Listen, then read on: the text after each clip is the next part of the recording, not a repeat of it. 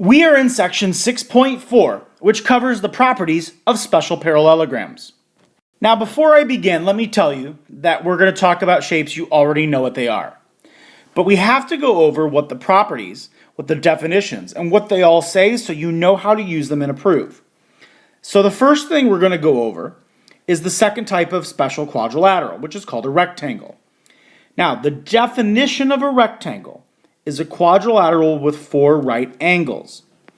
So a rectangle, by definition of rectangle, would tell you that it has 4 right angles. That's it. The definition of a rectangle tells you you have 4 right angles. Now from there, you can use the definition to go even further to use the properties.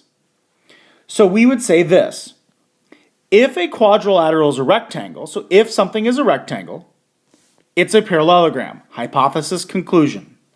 So you could do rectangle, if a rectangle, then a parallelogram. If a parallelogram is a rectangle, so if something is a rectangle, then the diagonals are congruent. This is the definition of a rectangle. These are properties, so you actually would say a rectangle is a parallelogram. That's all you need to say in your in your reasoning. You could also say if it's a rectangle, then it's a parallelogram. You could say rectangles have diagonals that are congruent. That would be an acceptable reason. So in example 1 talks about how we use this in a stained glass window. So an artist connects stained glass pieces with lead strips. In this rectangular window, the strips are cut so that the length of FG is 24 inches, the length of FH is 34 inches. Find the length of JG. Now, I know it's really easy. You're going to take half. I get that. But the reason why I want to show you these steps is that these would be the appropriate steps when proving something in a proof or a paragraph proof, or if you were asked to show your reasoning. So the first thing you would do is you would state that segments EG, the diagonals, and FH are congruent because of a definition of a rectangle. Then we could say that the lengths of EG, which equals the length of FH, is equal to 34, definition of congruent segments.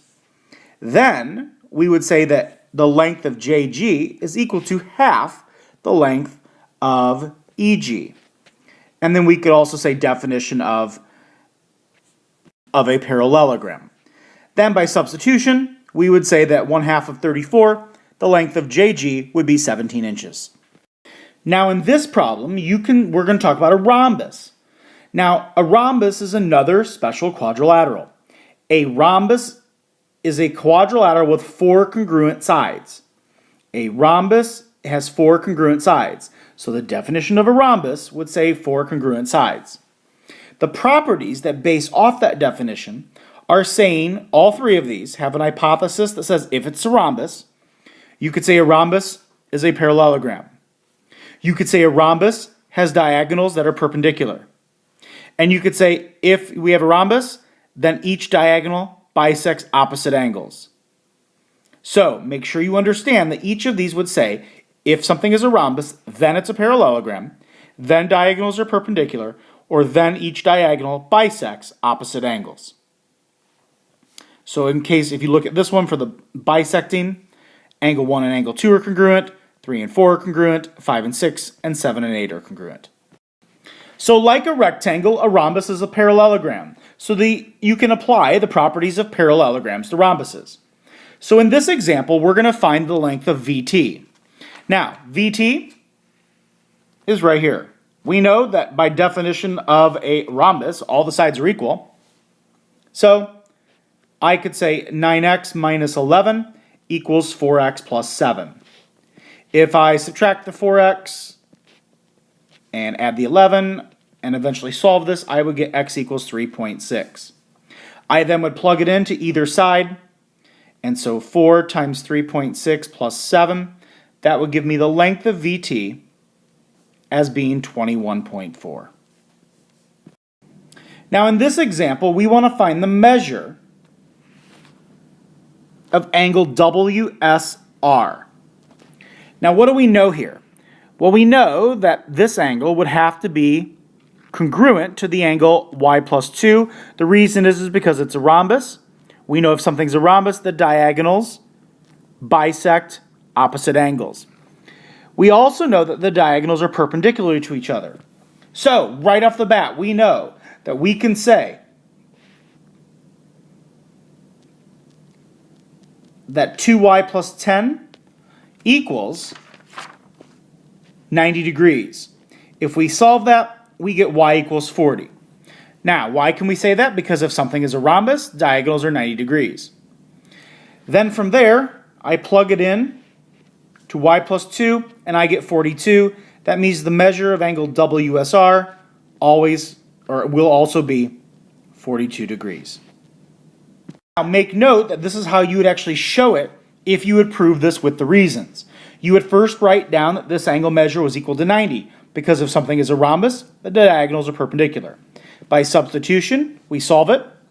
Then we would say that because the diagonals bisect opposite angles, these two angles would be congruent, and by substitution, we would find the answer of 42. You all know what a square is, but we need to make sure you understand that you will show that a square is a parallelogram, a rectangle, and a rhombus. A square has a property of all three.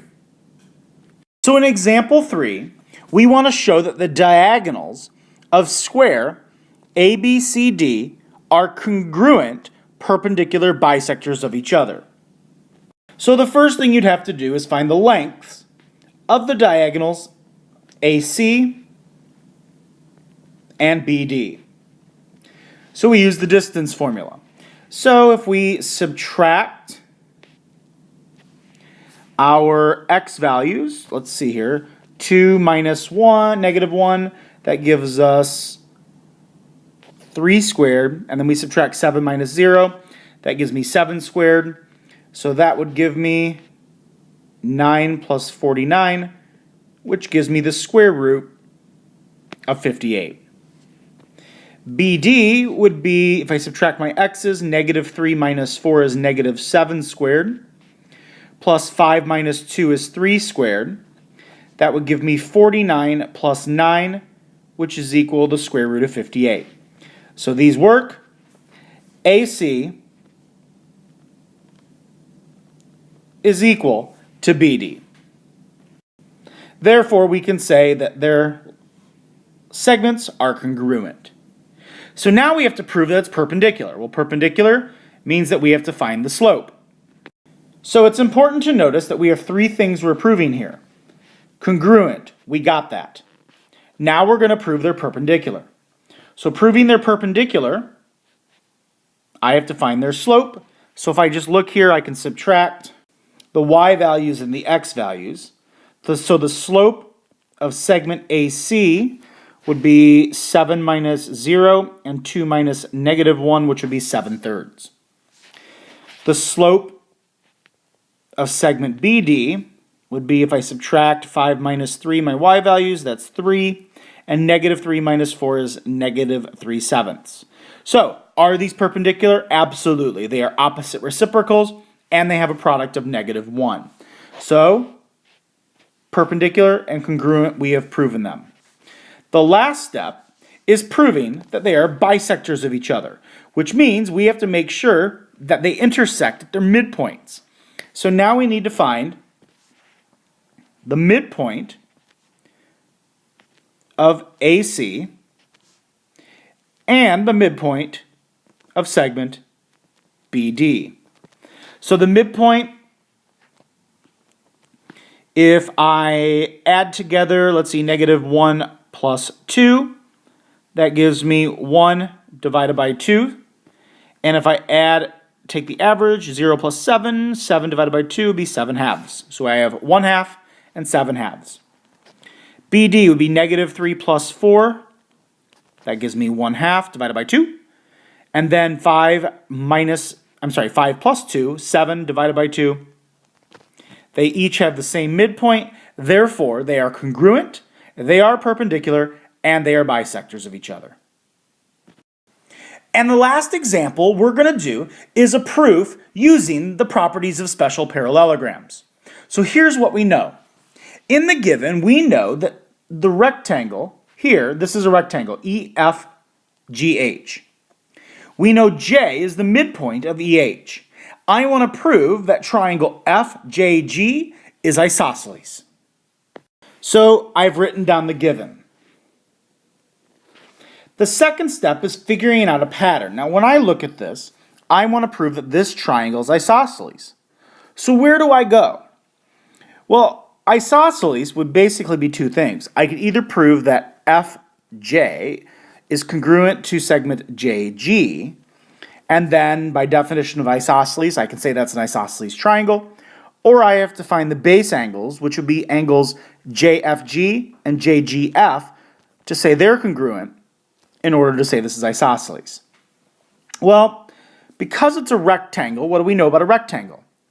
Well, the definition of a rectangle says that all four angles are 90 degrees. So maybe if I prove these triangles congruent, I could then say that these segments are congruent. So let's try that.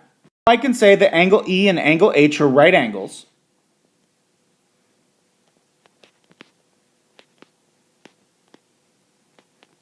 By definition of a rectangle. So now that we know they're right angles, in step 3, I can say angle E is congruent to angle H because right angles are congruent. Step 4, we could say that EFGH is a parallelogram. Why? Because rectangles are parallelograms. Now that we know it's a parallelogram, we can say that segments EF and HG are congruent. And why can we say that? Because of opposite sides are congruent. So you can just write, you could say opposite sides of a parallelogram are congruent, or you can put it like an if-then abbreviation, but we know that they're congruent. So right now we know these are congruent. We know that the angles are congruent. We now can say that because we know J is the midpoint, we can say that segments EJ and HJ are congruent. Why? Definition of midpoint. And now I can say that the triangles are congruent because of side angle side. And then the next step, we can say that segment FJ is congruent to GJ